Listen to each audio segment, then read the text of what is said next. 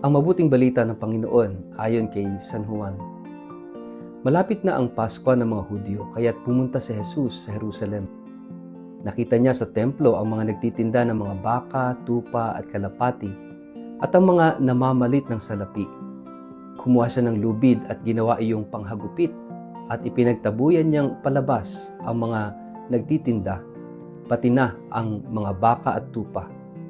Isinabog niya ang salapi ng mga namamalit ng pera at ipinagtataob ang kanilang mga mesa. Pinagsabihan niya ang mga nagtitinda ng kalapati, "Alisin ninyo rito ang mga iyan. Huwag ninyong gawing palengke ang bahay ng aking ama." Naalala ng kanyang mga alagad ang sinasabi sa kasulatan, "Ang malasakit ko sa iyong bahay ang tutupok sa akin." Dahil dito'y tinanong siya ng mga pinuno ng mga Hudyo, "Anong himala ang maipapakita mo upang patunayang may karapatan kang gawin ito?" Sumagot si Jesus, "Gibain ninyo ang templong ito, at sa loob ng 3 araw ay muli ko itong itatayo." Sinabi ng mga Hudyo, 46 na taong ginawa ang templong ito, at itatayo mo sa loob lamang ng 3 araw? Ngunit ang templong tinutukoy ni Jesus ay ang kanyang katawan.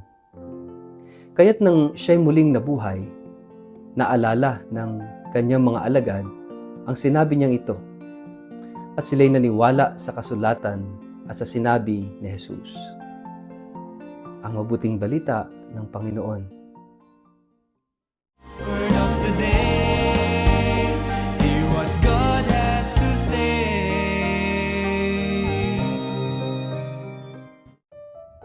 Mapagpalang araw po sa inyong lahat. Kumusta po kayo? Ang ating word of the day ay worship.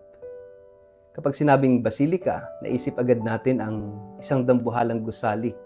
Malalaki ang haligi, mataas ang kisame, makukulay ang bintana, at tahimik ang paligid. Pero ngayong kapistahan ng dedikasyon ng Lateran Basilica sa Roma, ipinapaalala sa atin ng salita ng Diyos na ang tunay na kahulugan ng isang basilika ay higit pa sa isang gusali. Ito'y dasalan, lugar ng pagsamba. Hindi lang pisikal na lugar, kundi isang espiritual na tahanan kung saan nananahan ng Diyos at nakikipagtagpo sa kanyang bayan. Ang isang basilika ay simbolo ng buhay panalangin ng simbahan at ng bawat isa sa atin. Kaya ang salitang binibigyang diin natin ay worship, pagsamba. Ang basilika bilang lugar ng pagsamba ay hindi lang lugar ng panalangin, kundi mismong pagkatao natin na itinalaga para sa Diyos. Ang ating puso, ang ating katawan, ang ating sarili, tayo ay nilikha upang maging dasalan ng Diyos. Sa unang pagbasa ngayong linggong ito, mula kay Propeta Ezekiel, nakita niya ang isang nakakabighaning pangitain. May tubig na dumadaloy mula sa templo. Tubig na nagbibigay buhay. Kapag ang tubig na iyon ay umagos sa tigang na lupain, nabubuhay ang mga isda, namumunga ang mga puno at gumagaling ang mga may sakit. Isa itong larawan ng kung anong klaseng templo ang nais ng Diyos. Isang lugar na may daloy ng biyaya, buhay at kagalingan. At kung tayo ang itinuturing na templo ng Espiritu, tayo rin ay tinatawag na maging ganito. Dumadaloy ang awa, ang pag-ibig, kapatawaran at pag-asa sa sino mang lumalapit sa atin. Sa ikalawang pagbasa, sa araw na ito, maliwanag yung sinasabi ni San Pablo. Hindi ba ninyo alam na kayo ang templo ng Diyos at nananahan sa inyo ang kanyang Espiritu? Hindi tayo ordinaryong nilalang. Sa binyag, tayo ay ginawang mga buhay na dasalan. Mas mahalaga kaysa pinakamagarang simbahan dahil tayo ay tahanan ng Diyos. Kaya napakahalaga ng pag-aalaga sa ating sarili. Hindi lamang pisikal kundi higit sa lahat espiritual.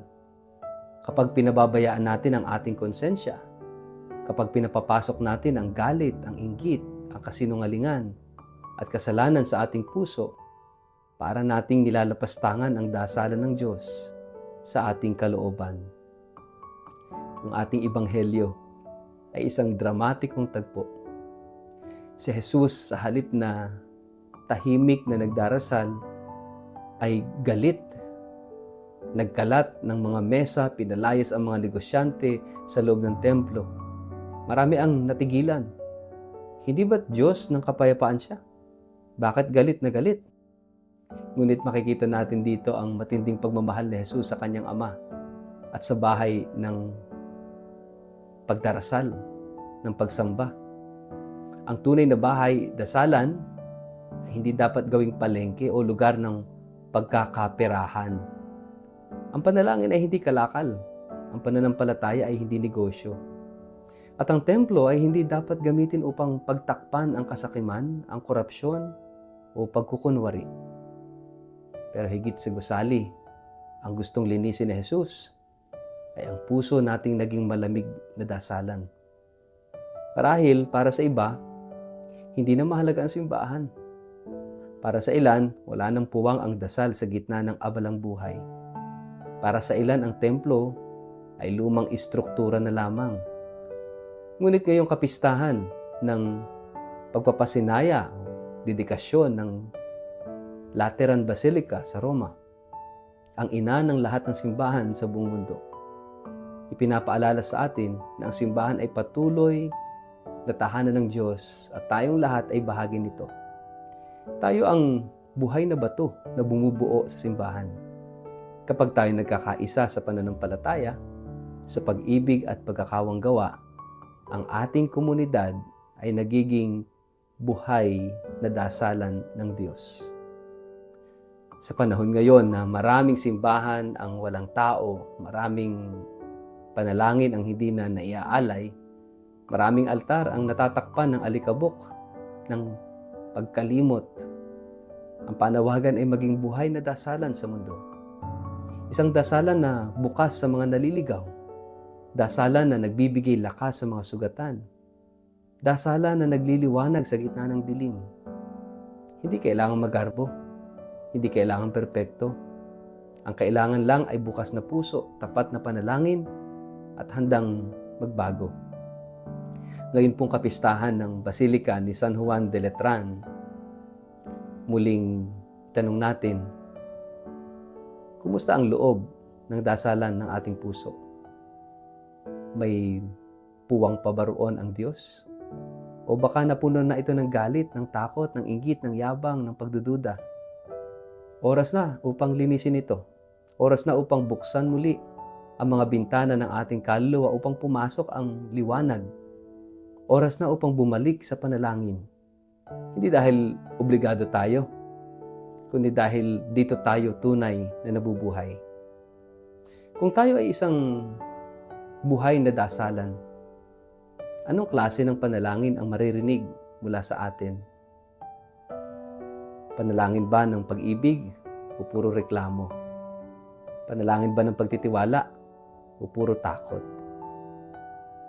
Sa ngalan ng Ama at ng Anak at ng Espiritu Santo. Amen. Panginoon, linisin mo ang dasalan ng aming puso. Gawin mong tahanan ng iyong Espiritu ang aming buong pagkatao, na sa bawat tibok ng aming puso at hininga ng aming buhay, ikaw ang mamayani. Gawin mo kaming buhay na simbahan, bukas, dalisay at laging naglilingkod sa iyong ngalan. Amen. Pagpalain po kayo at ingatan ng makapangyarihang Diyos, Ama at Anak at Espiritu Santo. Amen.